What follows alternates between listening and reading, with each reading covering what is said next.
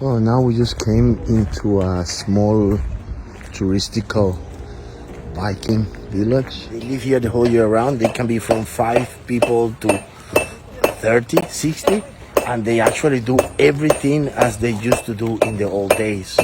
So they meet for Comuna, for example, tomorrow, that is Saturday, they meet all together for a communal fire, and then is when they cook.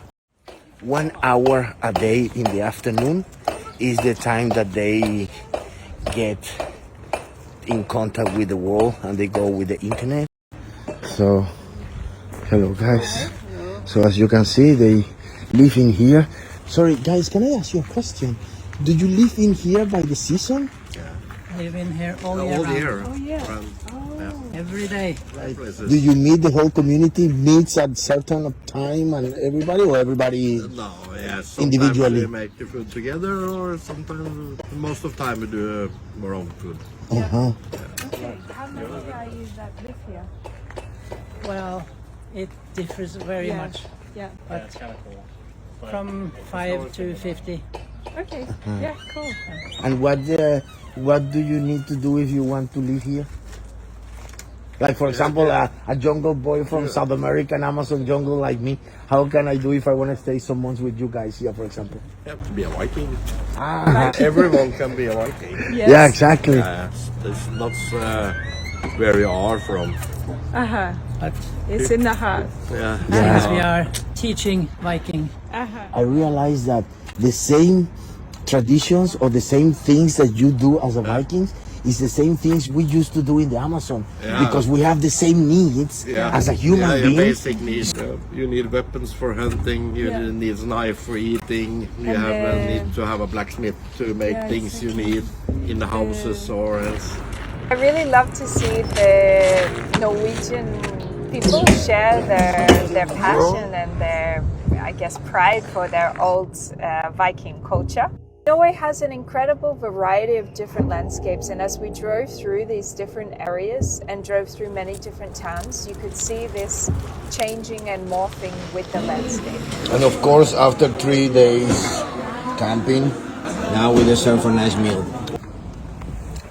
Well, now we are in the big city of Ålesund. It's in the west part of central Norway. It's a very beautiful.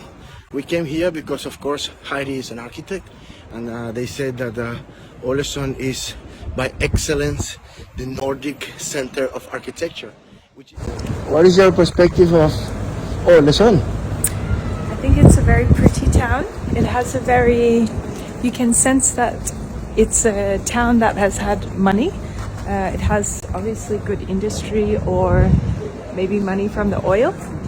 And yeah, it's quite alive, which is partly from the tourist boats, which maybe is a little bit of a negative element.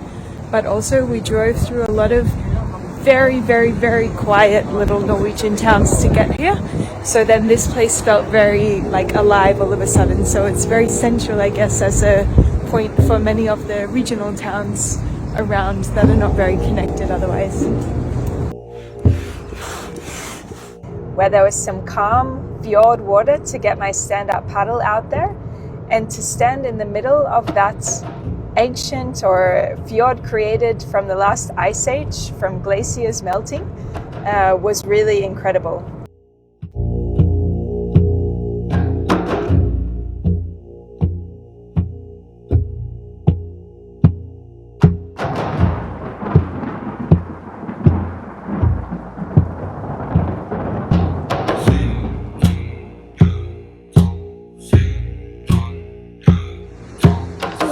Here we are, and we just got hit by a crazy storm that lasted about 2 minutes, but our tent survived, and this is what's left of our kitchen.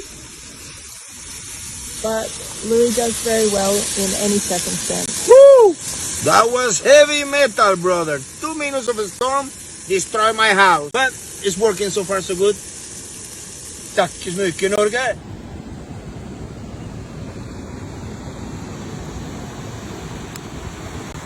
Another Norwegian delight. It's called lefse. Lefse is basically, sorry, Norwegian people can please comment and say else. But to me, it tastes like a very nice brioche bread with condensed milk in. And me, of course, I give it a little bit of a smoke taste to make the bread crispy, and the sweet inside also very melt and runny. So lefse, norske dessert, ja tack. So this is a very special Norwegian church, which is pretty crazy. And you can definitely see the age. The texture of the timber is definitely something special. I've never seen that before.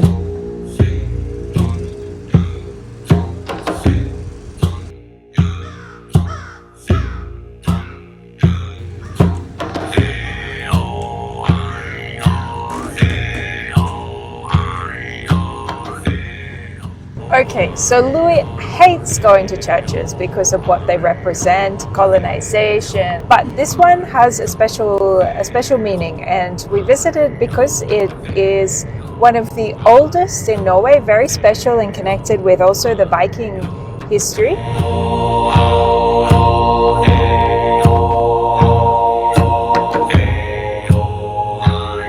In the next episode, we're heading further south. So it was here in the southernmost point of Norway that we really found what we came for in this trip. The close roads, the changes in plans, the epic storms and changing weather, changing landscapes. All the adventure suddenly gets grounded and anchors you in a new understanding of the place.